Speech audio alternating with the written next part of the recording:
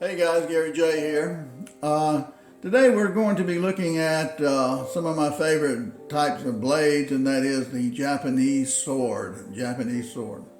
For those who have seen some of my videos know that I throw all types of knives. I have some custom knives I've had built too, and I throw hatchets and axes and tomahawks and so forth. And so I have a great love for all kinds of blades. And we're going to look at the Japanese sword a little bit, which I think is probably the most beautiful, graceful, elegant, aesthetically charming sword ever made, especially the ones made by the grandmaster sword makers and great sword polishers. Now, we call them Japanese swords because there are about over 10 different types of Japanese swords, and they go from all different sizes as well. So, and sometimes they're categorized by the different lengths of them. Right here is a wakizashi, which is about 28 inches long. This is a regular katana, which is 40 inches long. Another katana, which is 40 inches long. And up here is a cane sword. The cane sword is, that's the saya or sheath for it right here. But the cane sword is 42 inches long. So when you talk about Japanese swords, I think it's always important to mention, first of all, Chinese swords, because the Chinese sword came before the Japanese sword. Japanese swords have been around, I guess, for about 1,000 years, but the Chinese sword gave rise to the Japanese sword.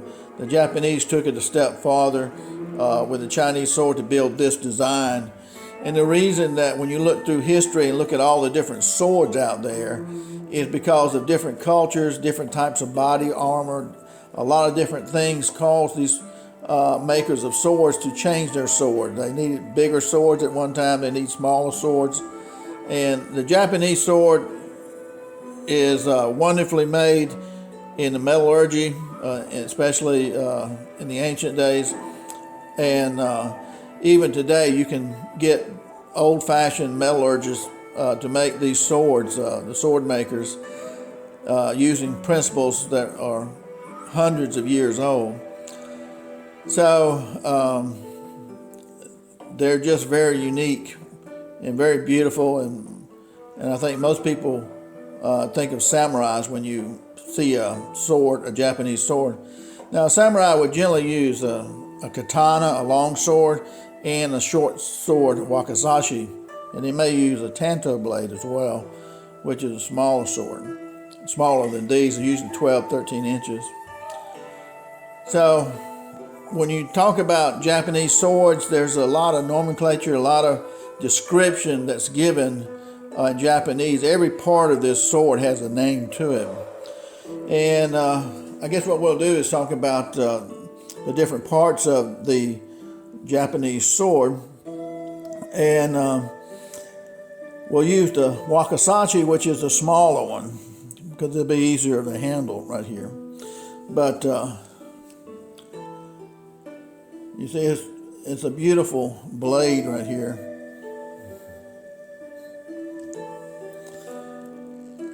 Now, on the back end of the sword right here, we would see that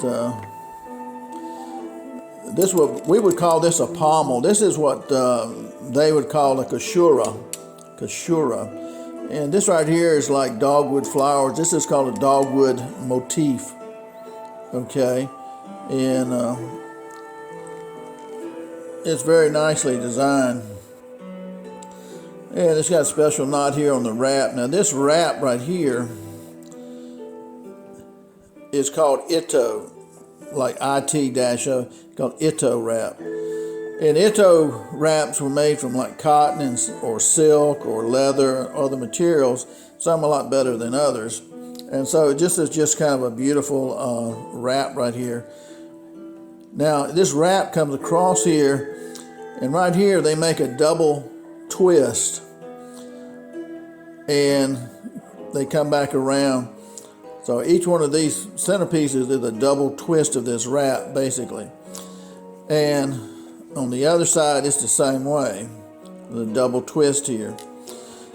Well, what does that double twist do? Well, if you look at the blade, and I'm very careful at holding this blade right here, it causes a protuberance, or this part from each twist to be a little bit higher. That actually gives you something to hold on to, so the handle doesn't come out of your hand as easily. And when you think about that, we look at this white part here. Now the white part is interesting. It's pretty, but it's interesting too because the white part here has a name too. In this case, it's ray skin, and it is attached to the semigawa, which is a wooden handle in here. There's a wooden handle on this side and a wooden handle on this side, and the semigawa, the ray skin here is glued to that. So ray skin is made from like manta ray, stingray, and when you use the skin of a stingray or manta ray, it's some of the strongest leather in the world. And sometimes they use shark's hide too. Now, one thing about shark and manta ray, this is very hard, and it's like sandpaper. And one of the advantages to using ray skin and its hardness, and it said, a lot of people say it won't even burn because it's such a tough leather, is that this ito wrapping right here, it holds it in place so that if I push on this ito here, it doesn't hardly move at all. And this, like sandpaper, holds it in place again, which helps create your grip right here. So that's a good thing. Now on these handles too, now let me mention too, you got your blade here. The blade has a long tang that goes up to about right in here. Okay, so you got a metal tang all the way in here. Now this right here is called a manuki.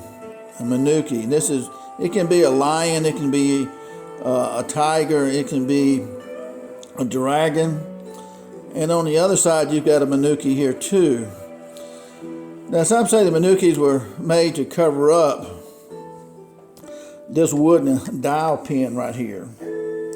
Now the dial pin made of wood is called a makuji.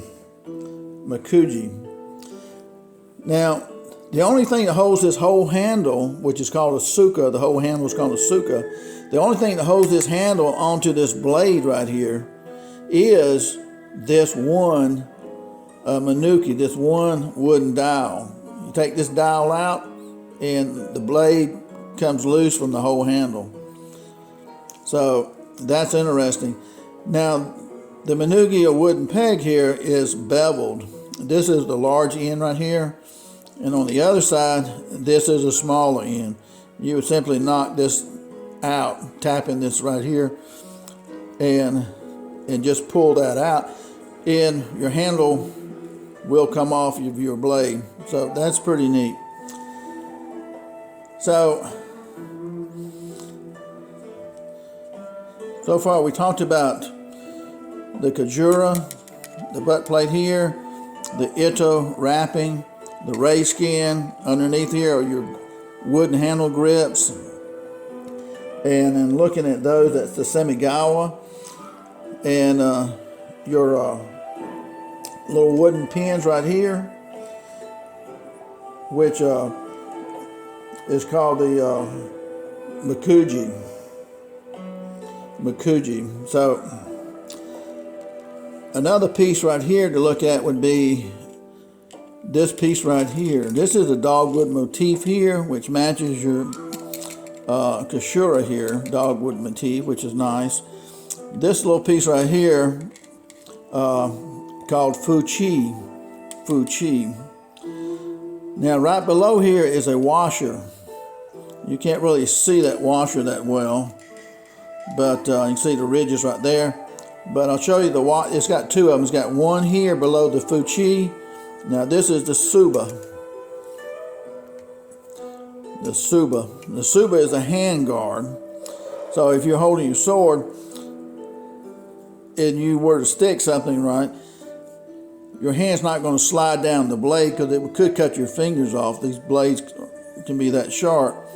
Or if somebody were to be pairing with you and their blade came down, this would stop their blade. Otherwise, they could cut off your fingers, your hand, your wrist.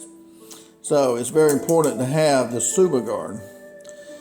And then they make over 100 different types of suba guards, all different designs and very beautiful, and some very expensive. But this washer, which you can't really see very well, here's another washer, and we call it the seppa, and this is what it looks like right here. And it's got these edges right here to it, kind of serrated, which is really, really nice. And then you have this brass piece right here, and this brass piece right here is called hubaki, and it's kind of put on the blade stationary so it doesn't move. And this is what keeps your handle and your suba, your guard right here, and your seppa from going forward. So it kind of locks it into place. So that's kind of how that works. Now looking at this blade right here,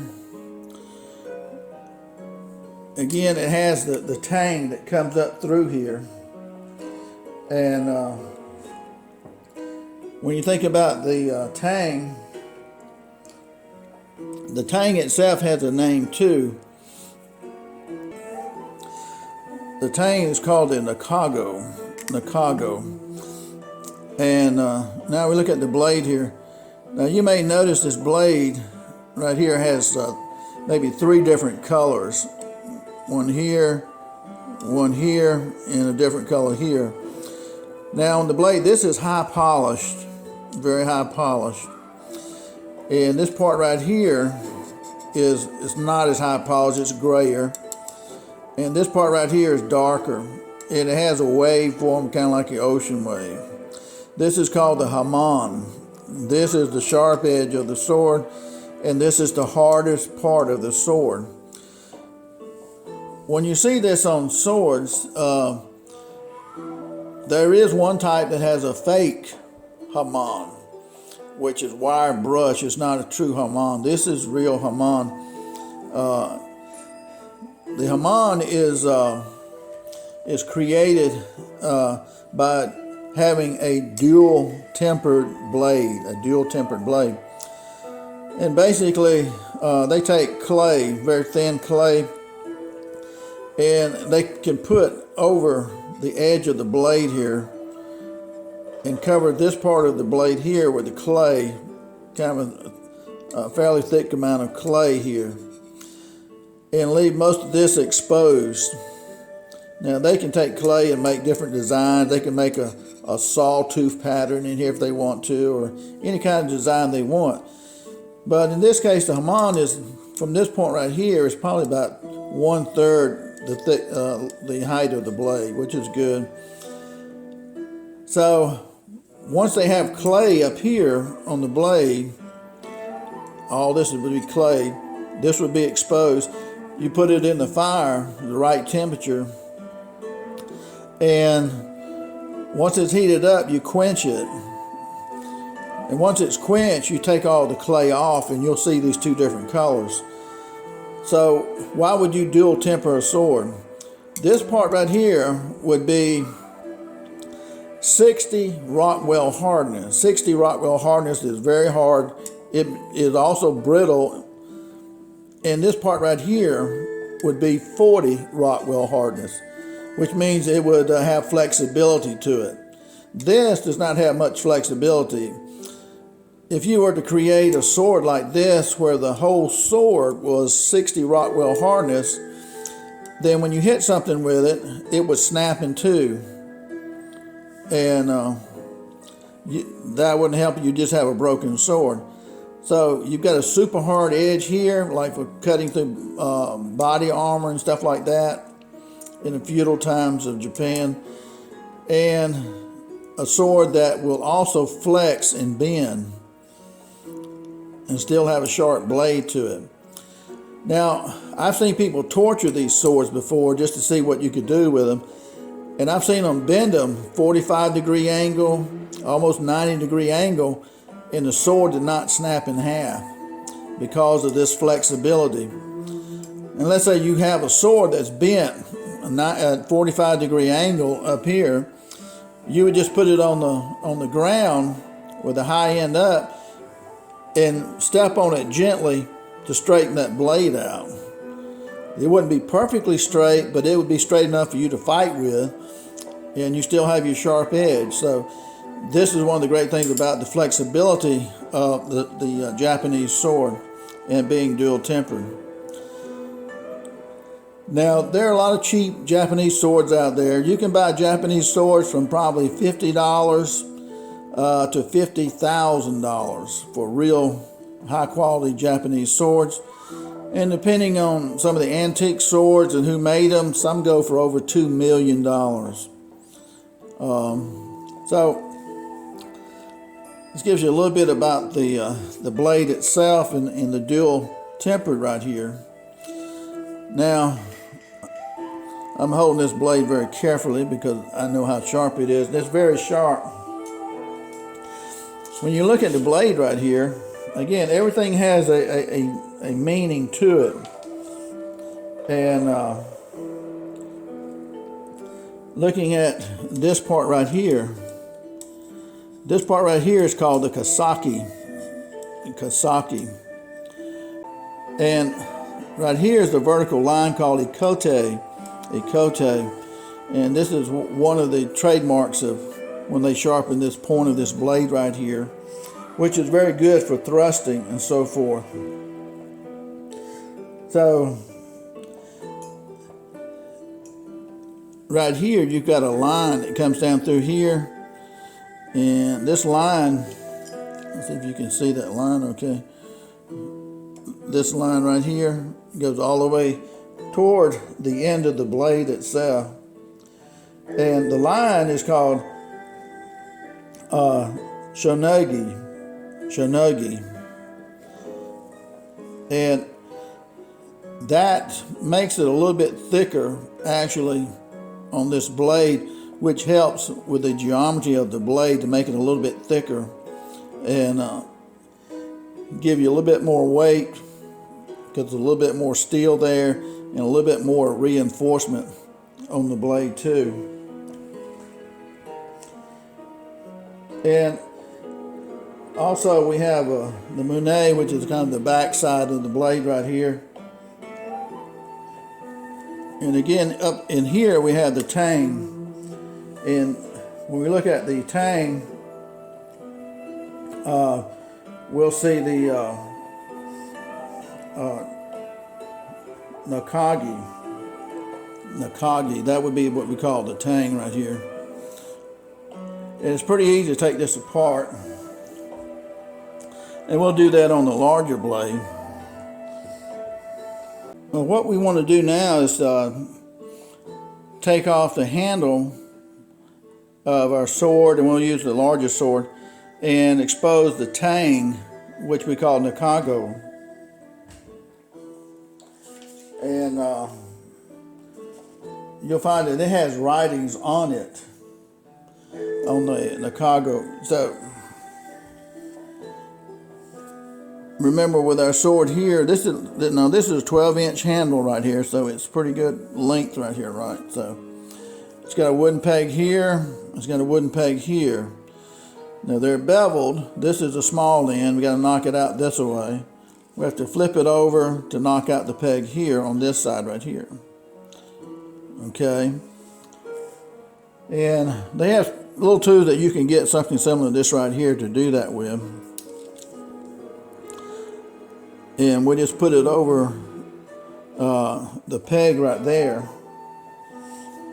Again, when you think about that peg right there, that's called the makuji.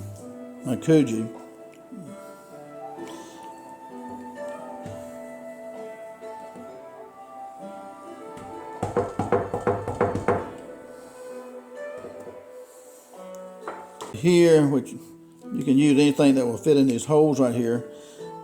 Now I've already pre-tapped this right here to make it a little bit easier.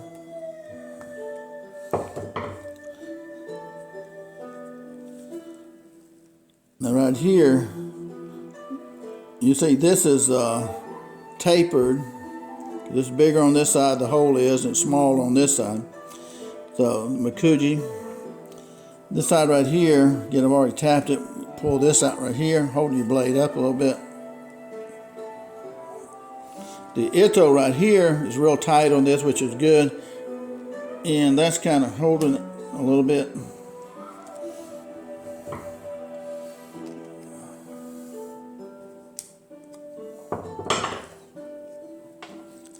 Okay, we've released that. Now most times these are stuck on a little bit. You don't glue these on or anything, but they're kind of stuck on there a little bit. And so you grab it like this right here, hold the blade vertical, and you want to hit your wrist. Now you can go up like this right here, carefully. Make sure the sharp edge is away from you.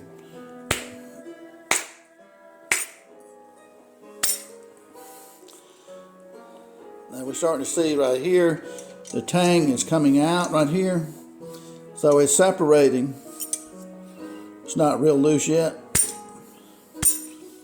Okay. Now we have it like this right here. Keep your blade up. Now you can grab your handle like this and put your thumb on the tsuba and push upward like that. And that's pulling our tang out. And by pulling the tang out, we can easily pull off the handle. Now again, that's the Nakago, will be our tang. Nakago is the name for that. That's our seppa right here on the bottom. And up here is our other seppa right here. And that's our baki right here. That stays stationary. Okay, so just grab underneath your seppa here and hold that tang and hold it vertical and slowly pull your handle off. See, the handle's all one piece. Now sometimes the fuchi will fall off this little piece right here, and that's what it looks like. This Ito is wrapped real tight, and the diamonds are pretty even all the way across here. Look pretty much similar, which is usually the trademark of a really nice handle.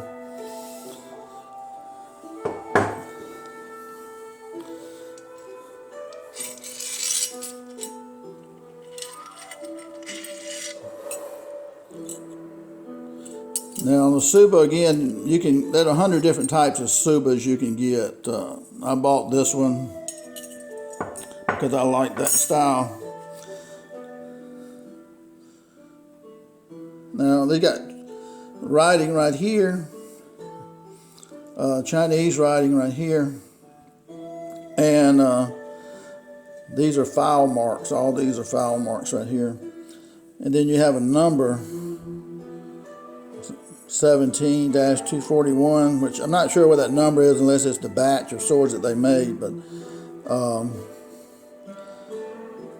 you see how rough this looks right here? When you send this off to the sword polisher, and there's a guy that's a sword polisher, he does nothing but polish up these blades. Imagine turning this right here into a beautiful high polish like this right here, and exposing the beautiful grain of the Haman, this heated 60 Rockwell hardness versus the 40 Rockwell hardness here. So that's very nice polishing. There's a lot of work goes into polishing one of these too. So I'll make sure you can see the writing here. But hundreds of years ago, they did the same thing. The maker of the sword would put his name here. And they may even have somebody like the sword polisher too, but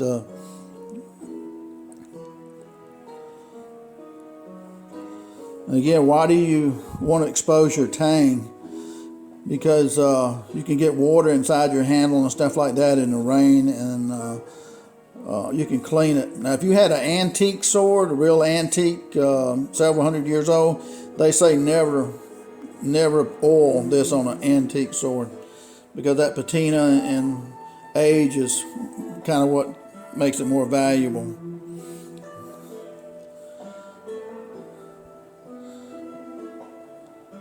So remember too, when you're taking your handle off, if your sword were to drop accidentally, don't try to catch it, because these are like razor sharp almost, so they would cut your fingers to the bone. So don't try to catch the blade if it falls. Try to get out of the way of it. I think this blade is 28 inches long, 28 and a half inches long. So that's pretty sharp.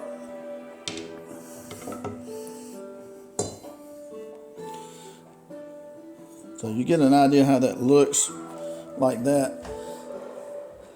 Now to put your sword back together, now a lot of people never take the handle off. They don't know how, I guess, or see a reason for it.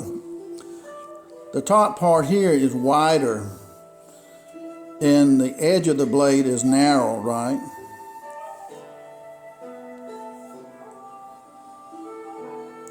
You can kind of picture the top part being wider. That's your key right there when you're putting the parts back together. Remember a seppa right here? It's got a wide end at the top of it right here. Put the wide end on top. The suba could go on forward or backwards, but this is the front part. So we want to put our suba on, and the wide part is up here at the top. We grab our other seppa, and you can polish these up too while you have it apart. So we got a seppa here and here, and just push it all the way down, and the baki will stop it. It won't go any farther. Okay. And here we turn our handle up, and we've got a wide part here at the top. That will go on the top of the blade like this, and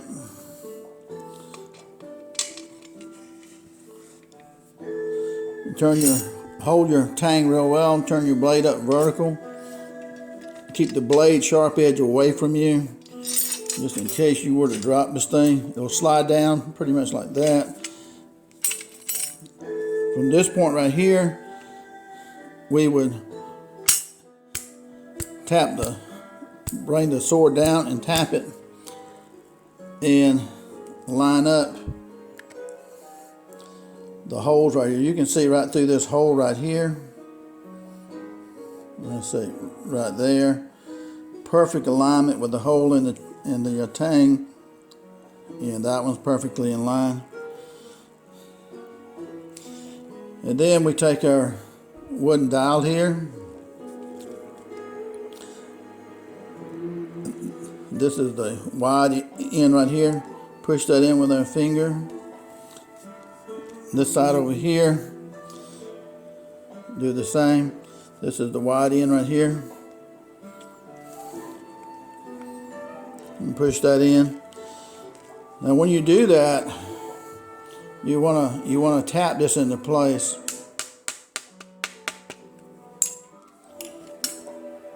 See how this one is sticking out right here? It'll only go so far. Now the ito's in the way there a little bit. This is the ito right here, wrap.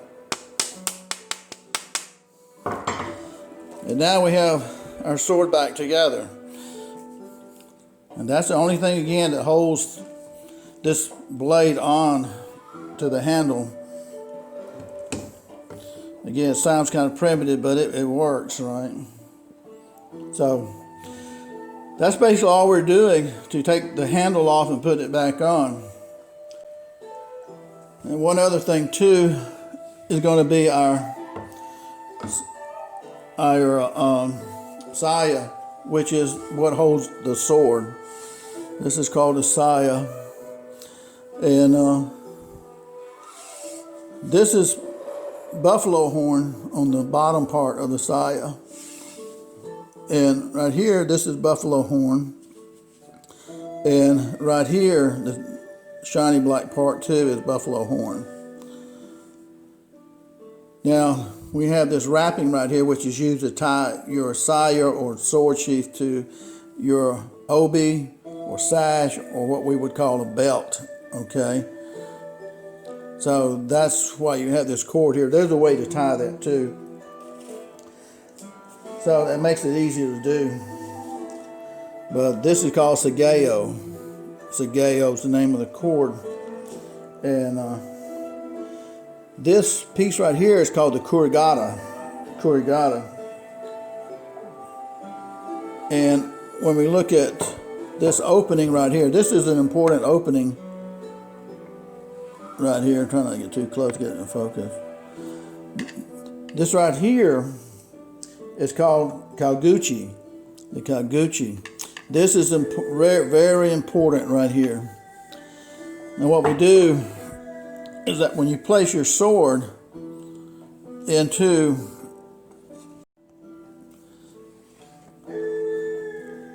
your habuki, let's see, your habuki, this brass piece right here must fit in there perfectly.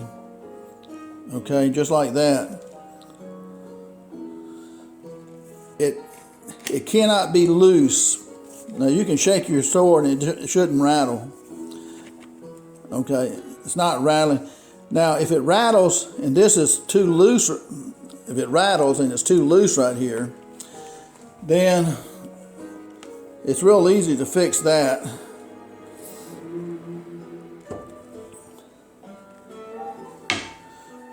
We look at our opening again right here.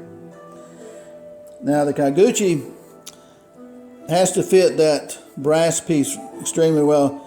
Now what we have here is you can take veneer. Veneer is like what you cover furniture with. It's a very thin wood, about 1/16 of an inch thick. But you just take a piece of veneer and cut it out and stick it in here in the opening on both sides and glue it. And then you should be able to put your sword in there. It should be tight. If it's not tight enough, you may have to put another piece of veneer in there. And that's what veneer is right here. I've done that with this one before. So, and if it's too tight, then you can just take a file and kind of file it out a little bit to get your sword to fit in perfectly. But this is the real beauty of the Japanese sword, and I have not used all the terminology that you would use in one of these swords. And there's a third one that I will show you. Now this right here is called the tanto. It's usually 12-13 inches long, and this can be made out of wood on the thigh or sheath right here, and or it can be made out of horn of an animal. This one is fairly heavy right here, and the kajuri butt plate here, or pommel here, is very nice. But this is very pretty to me, and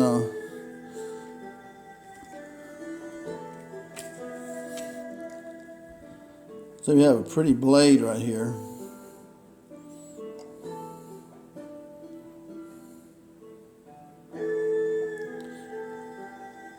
And the typical blade right here that we see is similar to that of the Japanese sword itself. Now you could use this at close quarters, and that's what you use the wakizashi, the short one, for too, close quarters. And they did have other swords longer than the katanas, which were really good too. But everybody's armor in Japan had some chink to it, where it had some opening around the armpit, around the neck, groin area, that a person could put a sword blade through there, and those are deadly places to be stuck with a blade. You cut the main artery and stuff. But we don't live in those times. 1868 is when basically the samurai world ended. But these are really nice, and some of these can be really expensive when you get into tantos, depending on who makes them and how they're made, and some of them can cost as much as some of these swords today. And the last thing I want to show you is the cane sword. Cane sword, I think the blade is about the same width all the way across, and this is the end of it. A movie called The Blind Swordsman, and you look at the tip of that blade, called The Blind Swordsman, one of my favorite movies that was made in the late 60s, and this is the saya for it. And so it looks pretty much like just a cane. And the Blind Swordsman probably made this famous. And if you look at it, it's just uniform all the way across. And you can always tell where it goes together. This is 42 inches long, a couple inches longer than the katanas. Blind Swordsman made that real famous in the late 1960s. There are probably about 30 series on the Blind Swordsman. He was blind, of course. He was a master samurai, and that's one of my favorite. When you think of the katanas and the wakasashis, my favorite DVDs are like the Miyamoto Musashi trilogy. Miyamoto Musashi trilogy is like Gone with the Wind in America. That's what it's like in Japan. It's one of the greatest samurai movies, probably the greatest to me that was ever made. And then you had the Seven Samurai, and then you have like the 13 Assassins. Those are all great. Those are like 60s and early 70s type movies. And there were several others, but those are some of the greatest samurai movies ever made to me, and no special effects in those either generally, so that makes it even better to me in a lot of ways.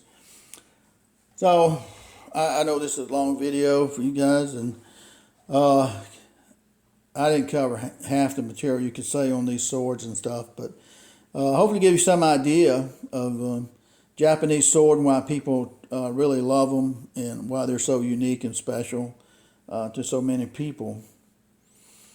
Well, just hope this educates you a little bit on the samurai sword, and there are several videos on YouTube about various types of them that you can study. Well, thanks for watching, guys. Hope you have a great day. Gary J.